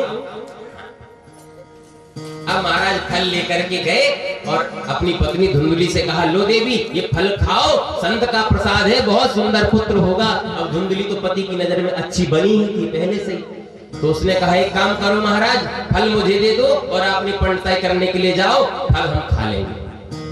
तो विश्वास कर गए आत्मदेव जी, फल देके चले गए पंडित जी विश्वास में। अब वो फल लेके सोच रही है, फल भक्षेण गर्भस्यात्, अगर मैंने ये फल ग्रहण कर लिया तो गर्भ रह जाएगा। फल भक्षेण गर्भस्यात् गर्भेणोदर वृद्धिता, और अगर गर्भ रह गया तो पेट बड़ा हो जाएगा। उदर वृद्धिता, पेट बड़ा हो जाएगा। जब पेट बड़ा हो जाएगा तो स्वल्प भक्षम ततो शक्ति ग्रह कार्यम कथम भवेत्, पेट बड़ा हो जाएगा तो भूख कम हो जाएगी। गर्भिणी स्त्रियों को भूख कम लगती है, बोले भूख कम हो जाएगी, और जब भूख कम हो जाएगी तो भोजन भी कम होगा, भोजन कम हो जाएगा, शक्ति कम हो जाएगी, और शक्ति कम हो जाएगी तो गृह कार्यं कथम भवेत्, फिर घर के कामकाज कैसे करूंगी? विचार कर रही है।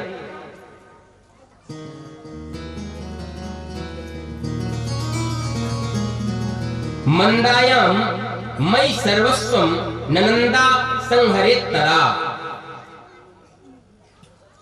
प्रसूत उदाहरणम दुखम सुकुमारी कथम सहे।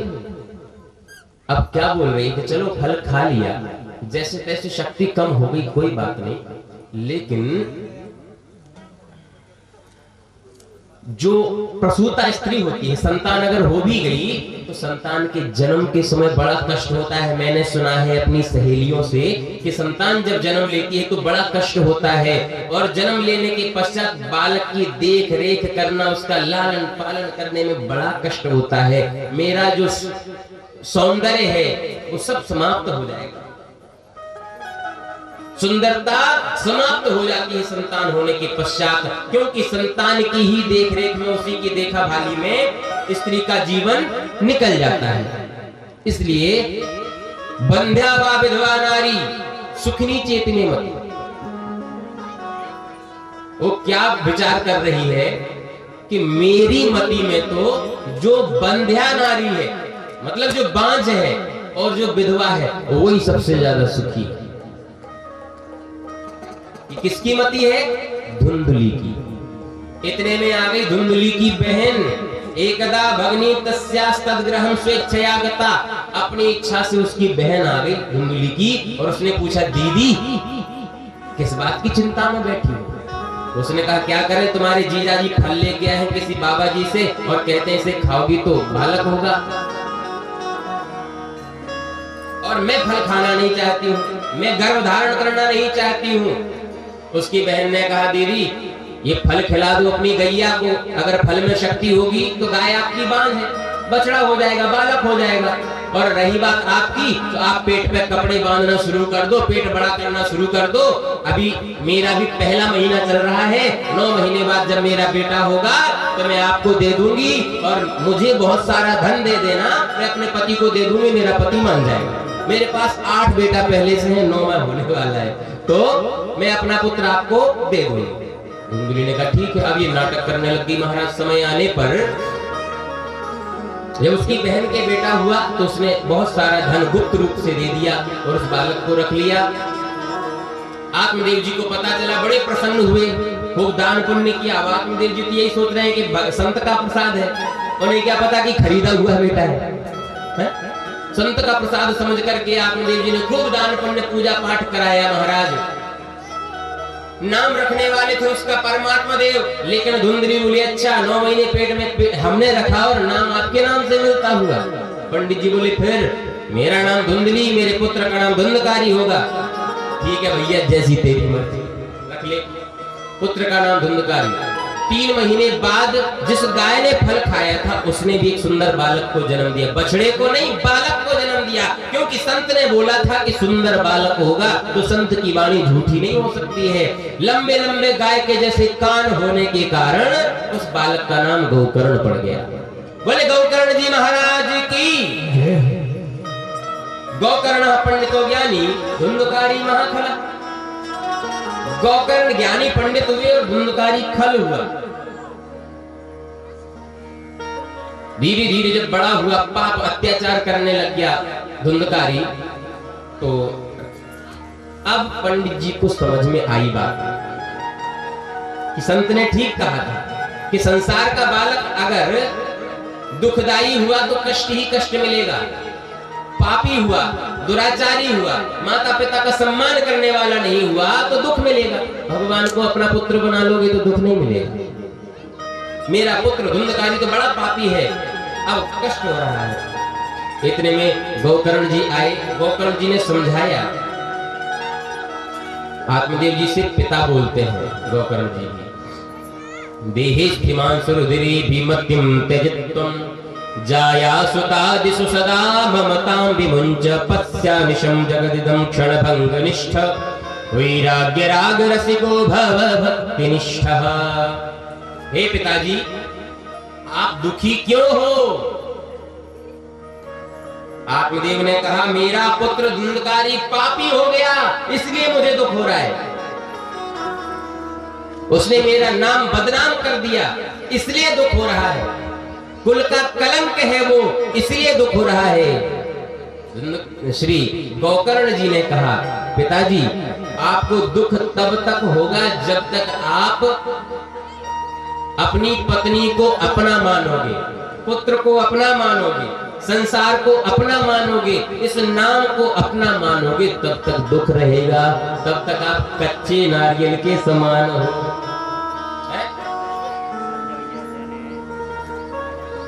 बोले फिर क्या करूं? देहेष्ठिमांसुरुधिरे भीमतिं त्यजत्वं। बोले ये अभिमान त्याग दो कि ये देह मेरी है, ये शरीर मेरा है, छोड़ दो। भाई जब शरीर ही मेरा नहीं है तो पत्नी मेरी कैसे हो सकती है? और अगर पत्नी वास्तव में मेरी है तो जब आपका जन्म हुआ था उस समय आपकी पत्नी आपके पास क्यों नहीं थी? क्यों नहीं थी? हो सकता है विवाह के समय आपके साथ जो विवाह हो गया, किसी दूसरा लड़का पसंद करके पत्नी के माता पिता कहीं और विवाह कर देते तो क्या वो पत्नी आपकी हो पाती?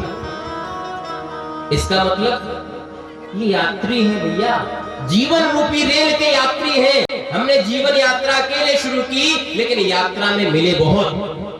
जैसे हम झांसी से बैठते हैं दिल्ली तक जाने के लिए, उदाहरण दे रहे हैं जिससे जल्दी समझ में आ जाए। हम झांसी से बैठ गए दिल्ली के लिए ट्रेन में, टिकट हमारा एक है, हम अकेले ही बैठे हैं, अकेले ही उतरना है, टिकट हमारे पास अकेले का है। ट्रेन में जैसे ही बैठे तो हमारी सीट के बगल में एक सज्जन और मिल गए, वो हमारे मित्र हो गए। एक स्त्री मिल गई, वो हमारी पत्नी हो गई। उसी ट्रेन में माता पिता भाई बंधु पुत्र पुत्री और जितना हमारा बड़ा परिवार बनता चला गया उतनी भूमि भी हमारी। भैया ये कुर्सी पे हमारी पत्नी बैठती है, मतलब ये भूमि, ये कुर्सी हमारी है, हमने उसे अपना मान लिया। पत्नी की कुर्सी को अपना मान लिया। ये कुर्सी मेरे बेटा की है, मतलब ये कुर्सी भी मेरी है, उसे भी अपना मान लिया। तो धीरे धीरे पूरी ट्रेन को हम अपना मानने लग जाते हैं, मतलब पूरे संसार को हम अपना मानने लग जाते हैं, जबकि टिकट अकेले का है, जाना अकेले है। जब लेने वाले 4 आएंगे तो जाना अकेले ही, तो जलाने के लिए भी जब 4 जाएंगे तो जाना अकेले। फिर भैया इसमें आपका असली साथी है कौन? कौन है आपका असली साथी? अगर ये बाल मेरे हैं, इनसे कहो कि भैया पकना नहीं, अपना होगा तो बात मानेगा ना भाई। अगर कोई मेरा है तो मेरी बात जरूर मानेगा, मेरा है ही नहीं तो बात कहां से मानेगा? पुत्र बात नहीं मानता, पत्नी बात नहीं मानती, बहू बात नहीं मानती, बेटी बेटा बात नहीं मानते। भैया वो सब छोड़ो, क्या आपका शरीर आपकी बात मानता है? जो 24 घंटे आप जिसमें रह रहे हो, क्या वो शरीर आपकी बात मानता है? इससे कहो कि चेहरे पे झुर्रियां ना पड़े, इससे कहो कि कभी बुखार ना चढ़े, इससे कहो कि कभी हाथ पैर घुटने कमर सिर दर्द ना करे, इससे कहो कि आंखों से दिखना कम ना हो, इससे कहो कि बाल काले ही बने रहे हमेशा। कोई नहीं मानेगा। क्यों? क्योंकि ये आपके हैं ही नहीं। आपके पास सिंगल टिकट है, अकेले जाओगे। ये तो ट्रेन है, ये स्टेशन पे छूट जाएगी, मरघट तक जाएगी। ये ट्रेन कहां जाएगी? ये शरीर रूपी जो रेल है, ये ट्रेन है, ये कहां तक जाएगी? आपकी मरघट तक। मरघट के बाद आपका स्टेशन खत्म, आप उतर जाओगे और अकेले जाओगे।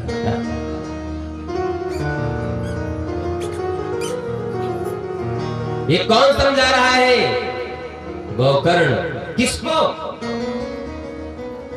आत्मदेव जी को। ज्ञानी पंडित, एक ज्ञानी विद्वान ब्राह्मण को शिक्षा दे रहा है। देह अस्थि मांस रुधिर ये सब मेरे नहीं है, हड्डी मेरी नहीं है, चमड़ी मेरी नहीं है, रक्त मेरा नहीं है, मांस मेरा नहीं है, हाथ पैर मुंह नाक कान सिर कुछ भी मेरा नहीं है, सब मुझसे अलग है।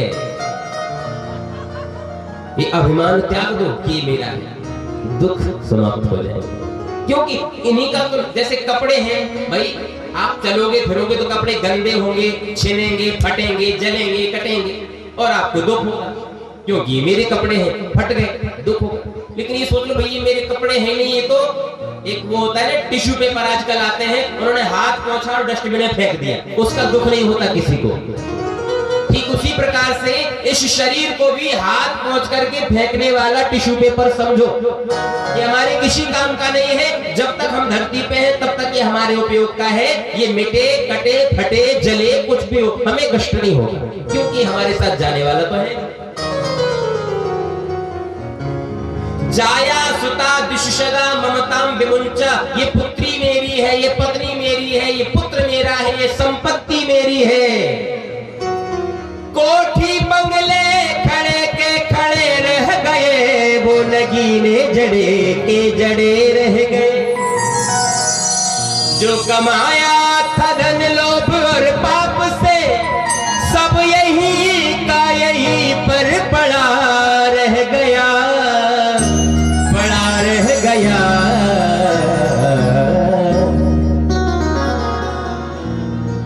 धन जो हमने कमाया, आज देख रहे हैं करोड़ों अरबों खरबों की संपत्ति, जो किले हैं महल हैं, खंडर बने पड़े हैं, कोई दीपक जलाने वाला नहीं।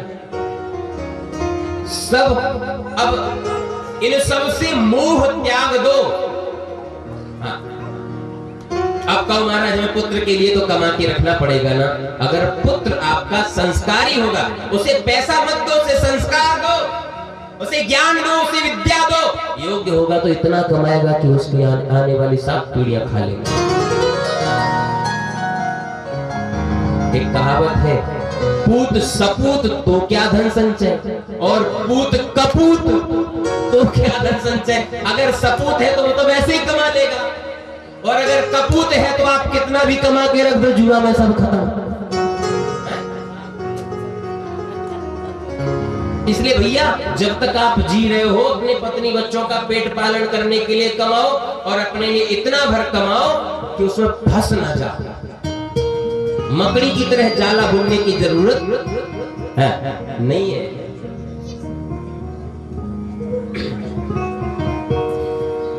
क्षण भंगुर जीवन की कलिका, कल प्रात को जाने खिली न खिली। मलयाचल की शुचि शीतल मंद सुगंध, समीर चली न चली।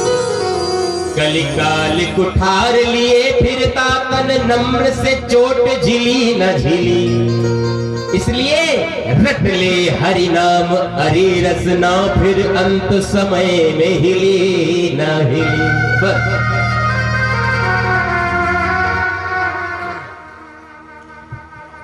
श्री गोकर्ण जी कहते हैं, पिताजी आपको कुछ करने की जरूरत नहीं है, सब कुछ त्यागने की आवश्यकता है। आप तो जंगल में चले जाओ और भगवान का भजन करो, मोक्ष मिल जाएगा। बात समझ में आ गई? आत्मदेव जी घर परिवार छोड़ के सब कुछ, सारा मोह समाप्त एक क्षण में हो गया। जंगल में गए और श्री कृष्ण मां पर नियतम दशमस्य पाठात, श्रीमद् भागवत के दशम स्कंद का पाठ करते करते भगवान कृष्ण की चरणों में इनकी जो प्राण ज्योति है वो समाहित हो गई, मोक्ष मिल गया। गोकर्ण जी ने सोचा जब पिताजी जंगल में चले गए तो हम घर पे रह के क्या करेंगे, तो ये भी तीर्थों की यात्रा के लिए चले गए। घर में कौन बचा? धुंधकारी और धुंधली, माता और पुत्र बचे। अब महाराज जैसे धुंधकारी ने देखा ना गोकर्ण भैया है और ना पिताजी है, अकेली मैया है। माता जी से कहने लगा, मैया पिताजी ने पंडिताई कर करके जितना धन कमाया है जल्दी से बता दे कहां गाड़ के रखा है। धुंधली बोली, बेटा जितना धन था हमने तुझे सारा धन दे दिया और तू जुआ में सारा समाप्त कर दिया, तूने सारा हार गया, अब कुछ बचे ही नहीं, बर्तन भी नहीं बचे। आज धुंधकारी कहता, मैया सुबह आऊंगा, पूरा धन निकाल के रख लेना, अगर धन नहीं मिला तो हनिस्से लत्तया नचेत, जलती हुई लकड़ी लुकाठी मार के तेरी खबर लूंगा। हमारी बुंदेली भाषा में उसे लूगरा बोलते हैं, जलती हुई लकड़ी को। तो धुंधकारी क्या कह रहा है अपनी माँ से कि माँ अगर तूने जन्म मुझे धन नहीं दिया सुबह तक तो जलती हुई लकड़ी मार के तेरी खबर लूंगा। भाग गया। और रात्रि में धुंधली की अब आंखें खुली कि मैंने गलती कर दी। बचपन से ही जब बच्चा छोटा था तब इसने 1 रुपए मांगा था जुआ खेलने के लिए और मैंने कहा था कि पिताजी को मत बताना, चला जा जाकर के खेल ले। उसी समय अगर मैंने एक थप्पड़ इसके गाल पे दिया होता और कहा होता कि बेटा ये गलत काम है तो आज ये नौबत नहीं आती। अपने पुत्र के हाथों मार खाने से अच्छा है कि मैं खुद आत्महत्या कर लूं, क्योंकि अगर एक बेटा अपनी मां को मारेगा तो संसार की समस्त माताओं का अपने पुत्र की ममता से विश्वास उठ जाएगा। धुंधली गई और रात्रि में ही अंधेरे कुएं में जाकर के गिर गई और आत्महत्या कर ली। सुबह जैसे ही धुंधकारी आया देखा तो कोई नहीं है, महाराज स्वतंत्र हो गया। अब अकेला कैसे रहे तो गया 5 वेश्याओं को अपने घर में रख लिया। क्या 5 वेश्याओं को अपने घर में रख लिया और वेश्याओं को ना तो भजन से मतलब, ना पूजन से मतलब, ना प्रेम से मतलब, इन्हें क्या चाहिए? धन। वेश्याओं को सिर्फ धन चाहिए। धुंधकारी से बोले धन लेके आओ, हमारे लिए अच्छे अच्छे जेवर बनवाओ। धुंधकारी के पास तो नहीं था कुछ। इसने क्या किया, राजा के राजकोष से चोरी, राज खजाने से चोरी की अच्छे अच्छे गहने, हीरे जवाहरात से जड़े हुए हार, कान के कुंडल, नाक की नथनी, ये सब चोरी किए और लाकर के उन वेश्याओं के सामने पटक दिए। लो कितना धन चाहिए तुम्हें, ये रहा धन। अब वेश्याओं ने आपस में मीटिंग जोड़ी अकेले में कि देखो, अगर राजा को पता चल गया कि धन हमारे पास है तो धन भी जाएगा, धुंधकारी जेल जाएगा और साथ में हम सब भी जेल जाएंगे। बोले क्या करें? कहा आज रात्रि में इसको मार देंगे। कैसे मरेगा? बोले इसको शराब पिलाओ, मांस मदिरा सब इतना खिलाओ कि बेहोश हो जाए। पांचों वेश्याओं ने महाराज उसे मदिरा पिलाई, मांस खिलाया और इतना खिलाया कि वो लस्त पड़ गया, एकदम खाते खाते बेहोश हो गया। जब बेहोश हो गया तो उन वेश्याओं ने चारपाई पर डाल के रस्सी से बांध दिया कि कहीं ऐसा ना उठ के मारे। रस्सी से बांध दिया और एक रस्सी से उसके गले में फांसी लगा। लेकिन भैया वो तो दुष्ट था, फांसी लगाने से मरा नहीं। दुष्ट को जल्दी मौत नहीं आती, सज्जन जल्दी चले जाते हैं। वैश्याओं ने सोचा अगर ये मरा नहीं तो भैया हम पांचों मर जाएंगे, ये छोड़ेगा नहीं हमें, इसलिए अब तो इसे मारना ही पड़ेगा। कैसे मारे? भट्टी जल रही थी, एकदम धड़कता हुआ कोयला भरा और चिल्ला रहा था। वो जब रस्सी से गला कस रहे थे धुंधकारी का, तो चिल्ला रहा था। उसी चिल्लाते हुए खुले मुख में अग्नि के अंगारे भर दिए, आग के अंगारे भर के और उसमें बेलन से ठूसने लग गए। अब चिल्लाते तड़पते बहुत देर के बाद उसे मृत्यु आई और वो मर गया। वहीं पे गड्ढा खोद के, उसी के घर में गड्ढा खोद के वहीं पे गाड़ दिया और सारा धन लेकर के रफू चक्कर हो गई, भाग गई। कर्म का फल कहां जाएगा? भाग गई, सारा धन समाप्त, धुंधकारी भी समाप्त, पूरा घर। सभी ने सुना, धर्म रूपम तो विश्रुतम। जब गांव के लोगों ने सुना तो कहा भैया सूर्य भगवान ने खुद बोला है अब तो तुम्हें भागवत की कथा करनी चाहिए। तो गोकर्ण जी ने भागवत जी का आयोजन किया, सभी को बुलाया, निमंत्रण भेजा कि भैया हमारे यहाँ भागवत जी का आयोजन हो रहा है, भागवत की कथा सुनने के लिए आप सबको आना है। बहुत भीड़ जुड़ गई महाराज श्रोताओं की। और धुंधकारी से कहा गोकर्ण जी ने कि तुम भी भागवत जी की कथा सुनो। लेकिन उस समय प्रेत तो हवा होता है, जिस तरफ को तेज हवा चल जाए उधर कोई धुंधकारी चला जाए। अब उस शांत बैठ के कथा सुन ही नहीं पा रहा था। इतने में धुंधकारी ने देखा कि कथा प्रांगण में थोड़ी दूर एक बांस गड़ा हुआ है, वो भी हरा है और 7 ग्रंथि वाला बांस है, 7 गांठें उसमें है। अब बांस के अंदर पोल होती है, जगह खाली होती है और वो हवा है प्रेत। उसने क्या किया, सबसे पहले जाकर के उसी बांस की प्रथम ग्रंथि में सबसे नीचे जाकर के छुप गया। अब शांत, अब हवा चलती रही लेकिन उसका असर प्रेत पर नहीं पड़ा। अब शांति पूर्वक उसने पूरी 7 दिन की कथा सुनी। पहले दिन की कथा हुई तो कथा के प्रभाव से उस बांस की एक ग्रंथि फट गई। दिन प्रतिदिन जैसे ही 7 दिन पूरे हुए उस बांस के 2 टुकड़े हो गए। उस बांस के अंदर पहले दिन कौन घुसा था? भूत। बांस के अंदर पहले दिन कौन घुसा? भूत, प्रेत। और 7वें दिन निकला कौन? भगवान का पार्षद, शंख चक्र गदा पद्म और नील वर्ण धारण करके प्रकट हो गया। और सामने से विमान आ गया। भगवान के पार्षद वैकुंठ से आए हैं, धुंधकारी को लेने के लिए विमान में बिठाने लगे। तो गोकर्ण जी अपनी व्यास गद्दी पर बैठे हैं, पूरी जनता सामने बैठी है, सब देख रहे हैं कि ये तमाशा हो क्या रहा है। और जैसे बिठा करके भगवान के पास धुंधकारी को ले जाने लगे, गोकर्ण ने रोका, बोले रोको भैया, हो कौन तुम लोग, बताओ तो हमारी बीच कथा में आए कहां से। धुंधकारी ने कहा भैया आपने नहीं पहचाना, मैं हूं आपका भाई धुंधकारी। गोकर्ण ने कहा धुंधकारी तुम तो प्रेत थे, तुम तो प्रेत थे, फिर ये भगवान जैसा रूप तुमने कैसे पा लिया।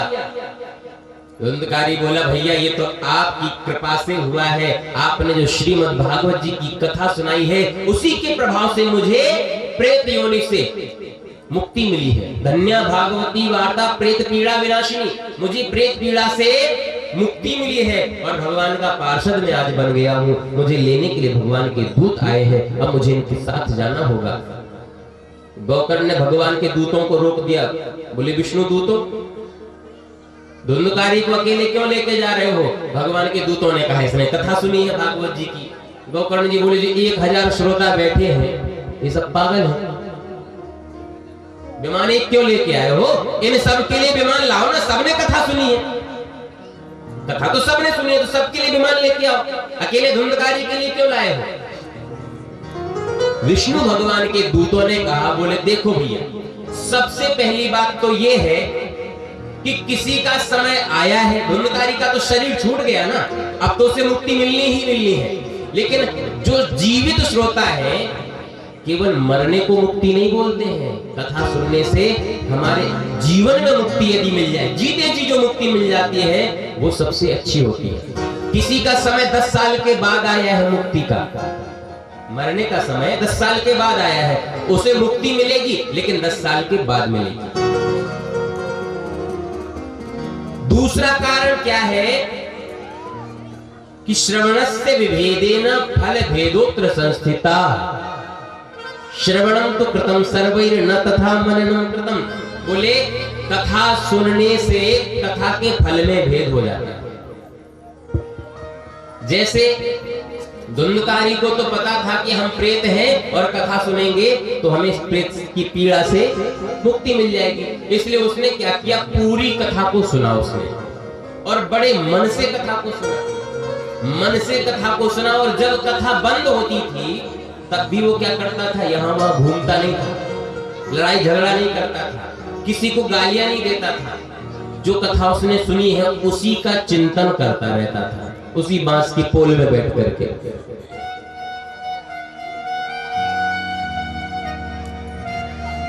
इसलिए 7वें दिन उसके लिए विमान आया। और बाकी के जो श्रोता है वो 3 घंटे 4 घंटे कथा तो सुनते हैं, लेकिन कथा के बीच में तमाकू मीड़ के भी खाना है, वही नींद आएगी तो थोड़े से पंडाल के दूर खिसक के धुआं भी उड़ाएंगे। हाँ। और तीसरी बात, थोड़ी बहुत अच्छाइयां यजमान में निकालेंगे, थोड़ी बहुत बुराइयां यजमान में निकाल। भैया यजमान साहब ने व्यवस्था तो बड़ी गजब की है, पर थोड़ी सी कमी तो है। हमारे व्यास जी तो बड़े अच्छे हैं, थोड़ी सी कमी तो है, थोड़ी बहुत कमी निकालेंगे, कुछ विशेषता। मतलब उन्हें यजमान और वक्ता कैसे हैं, क्या कर रहे हैं, कितना खर्च कर रहे हैं, इन सब से मतलब होता है ना, कि इससे मतलब कि कथा क्या हुई। घर पे जाके अगर घर के लोग पूछ ले कि भैया आज कथा में क्या सुना, तो कहोगे भैया कथा तो बड़ी गजब की हुई, लेकिन क्या सुना ये मत पूछो। कथा तो बड़ी गजब की हो रही है, लेकिन कथा में क्या सुना ये मत पूछो। मतलब आपने क्या सुना, फिर आपने सुना क्या जब पता ही नहीं है। लोग मन से कथा नहीं सुनते हैं, और जो मन से कथा सुनते हैं तो घर पे जाने के बाद अपने काम काज में अपनी वाणी को अशुद्ध कर देते हैं, उल्टा सीधा भक्षण कर लेते हैं, उल्टा सीधा खा लेते हैं, उल्टा सीधा बोल देते हैं, दूसरों का दिल दुखा देते हैं, झूठ बोल देते हैं, कपट कर लेते हैं, जिसके कारण उसके कथा के फल में भी भेद हो जाएगा।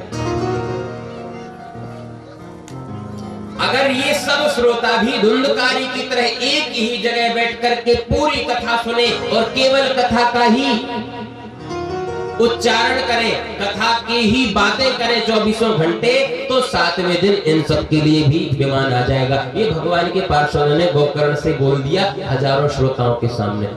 अब तो सब श्रोताओं ने कहा गोकर्ण जी से कि महाराज एक बार गलती हुई तो हुई, दोबारा से भागवत करो। देख लिया ना आंखों से कि विमान आ गया।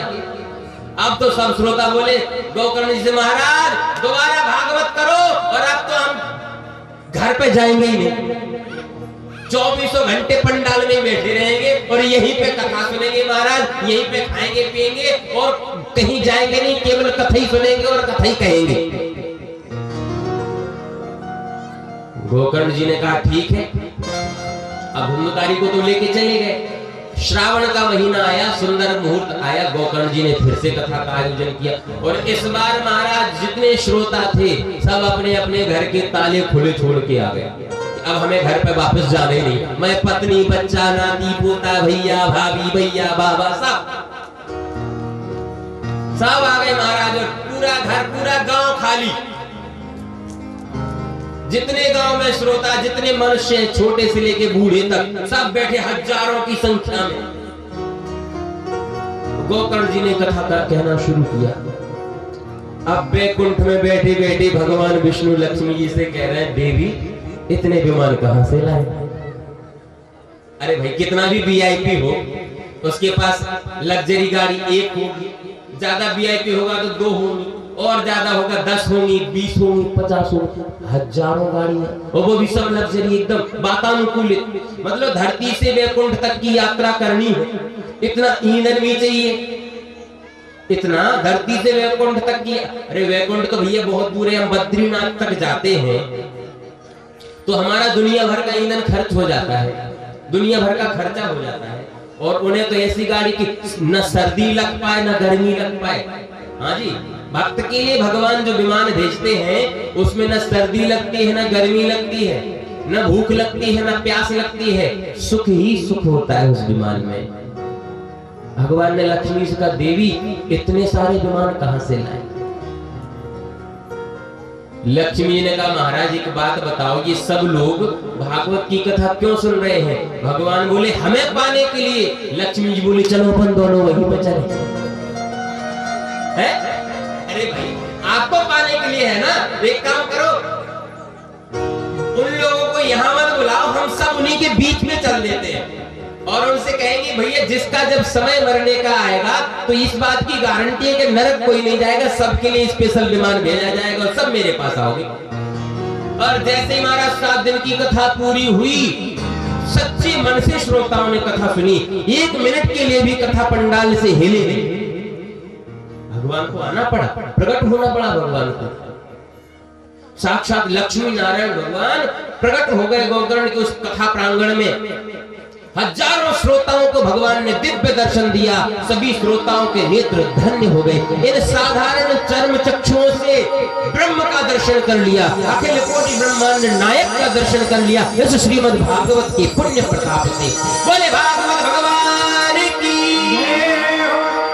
भगवान ने सबको आशीर्वाद दिया और कहा श्रोताओं अभी आप सबका समय नहीं आया है, अगर अभी आप सब मेरे साथ जाओगे तो जो विधाता का लेख है वो झूठा हो जाएगा। किसी की उम्र 100 साल है, किसी की 90 साल है, किसी की 50 साल है, किसी को 10 साल बाद मरना है, किसी को 20 साल बाद मरना है, और सब एक साथ चले जाएंगे तो हमारा पूरा संविधान बिगड़ जाएगा। इसलिए हमने आप सबको दर्शन दे दिया है, बस मेरे चरणों में मन को लगा करके रखना, जब जिसका समय आएगा तो अंत समय में आप सबको लेने के लिए मेरा ही विमान आएगा और कोई नहीं आएगा।